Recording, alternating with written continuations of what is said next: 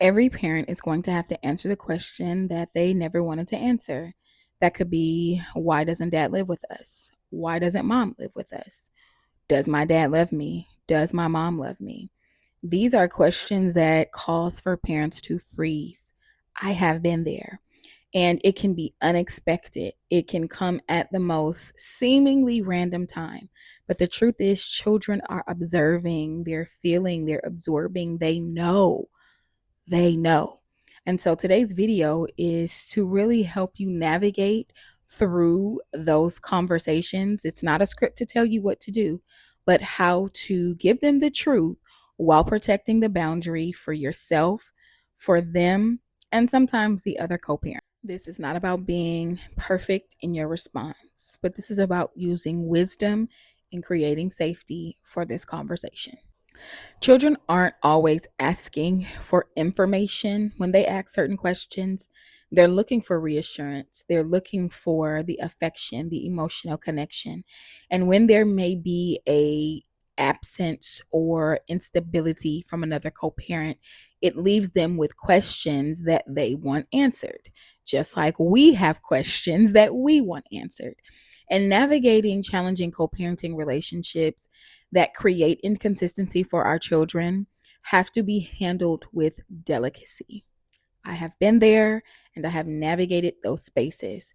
And it is something when this light bulb goes off with your child and they express what they've seen for so long. When they start to ask these questions, a few things that they want to know is like, am I important? Why am I not seen as a priority? Did I do something wrong?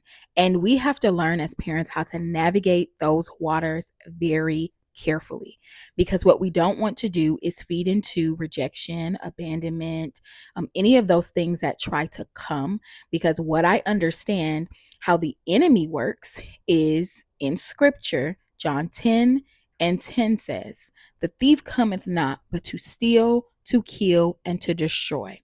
But Jesus said, I have come that you may have life and have it more abundantly. And so the objective of the enemy is always to oppose what God has created and what he's doing. He created family. He instituted this thing through Adam. And we are supposed to multiply, to replenish the earth, have dominion. But what I've recognized is when there are things that we do, and I have taken responsibility for this numerous of times.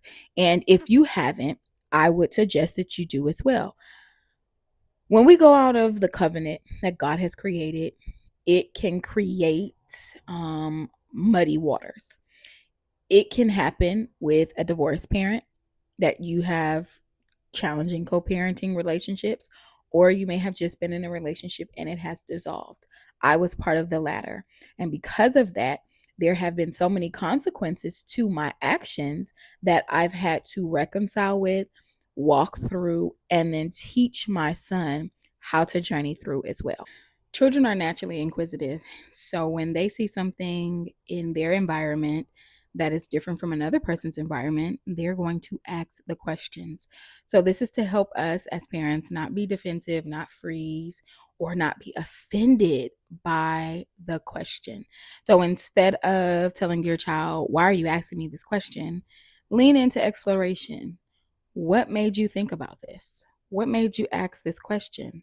How are you feeling right now? Children deserve honesty just like we deserve honesty. And so we want to make sure that we're answering the questions that they may have in an age appropriate way. Now, this part really is dependent on how old your child is, the maturity level, emotional development, so on and so forth. When you are answering the question, why doesn't dad or why doesn't mom, and you know that they're not going to let up from the response, here's what I want to say. Don't give them the language that you would give to an adult that you're venting to. That's the first thing that I want to say. Don't do that. That's not telling the truth in love. That is expressing your displeasure, and they're going to catch on to it. And we talked about that in the previous video. Here's what you can say. Mom or dad wasn't able to be here today, or The relationship between your dad or your mom and I didn't work out. And so they chose. They chose. Okay. That's the key phrase. They chose to do something different. It's the truth. It's not bashing them, and it is answering the question. I want us to understand that honesty is creating safety, not anxiety. I'm going to say that again. Honesty should create safety, not anxiety. This is why it's important for us to be regulated in our response, to explore where their questions are coming from, and then to answer it appropriately so that they can have an answer and then move forward. Now, will they come back and ask the question again? Absolutely. When your child comes to you and they have made a definitive decision about their other co parent, I know we want to jump in and try to defend because we're ultimately trying to defend our child. We're trying to help them process what they're feeling in a real way. However, I am under the belief, okay, this is just my opinion. Don't jump into safety. If your child comes to you and has made a definitive decision based off what they've experienced, what they've explored, what they've seen, do not try to change their mind. I know, I know, but do not try to change their mind. Where they've come to a conclusion of, my dad doesn't love me. And I've had a real situation with my son where he expressed some things to me and it made me feel bad. It really made me feel bad. And I have apologized to my son time and time again. Like, I apologize, to you that these are the things that you're experiencing at the hands of your dad. But I'm not going to tell him your feelings are invalid. And so that's what we should never try to do. If they've made a decision, do not try to invalidate what they feel. Just be there to listen. Once you've listened to what they've said and there is something that does need to be clarified with their thought process, then absolutely clarify. But allow them to feel how they feel. Allow them to work through that emotion and you stay there as support. And another thing, parents, we don't have to know the answer all the time because we may not understand. We may not know. We may not know why it's so difficult for our co-parent to keep a schedule, to regulate their own emotions, to communicate with us. We may not know. And so it is okay for us to tell our children, you know what, honey, I don't know. I don't know. There are things that we just don't know. And that's okay. And it's not trying to escape the question. It's really us being honest that we don't know. Because as adults, we know that we have tried. We know that we may have not always done things in the best way. But when it comes to our children, I know those of us that are listening to this video, our kids are our most important priority. But we cannot make anyone else be responsible or take accountability for something that they don't want to do. I wouldn't be me if I didn't give you some biblical context. So, Colossians 3:21 talks about fathers, do not embitter your children, or they will become discouraged. Let's just make this into a blanket statement because I'm not pinpointing fathers. That's just the scriptural context because fathers are the overseers, the oversight, the visionaries, so much. But let's just make it for parents because there are mothers who do so many different things. And yeah, parents, avoid embittering your children so they do not become discouraged. I wrote this down. Parents, we must avoid responses that leave our kids carrying shame, fear, or misplaced responsibility. It is not their job. Let me lean in closer. It's not their job to shoulder the emotional burden of an adult. So when we're responding to their questions, when we're engaging in conversation with them, watch your tone, watch your delivery, and watch how your body is communicating what it needs to communicate. So to sum up all of what we talked about today, I want you to pause. Acronym for pause. P. Pause. Pause before reacting. I know sometimes the question will come and immediately you're caught off guard.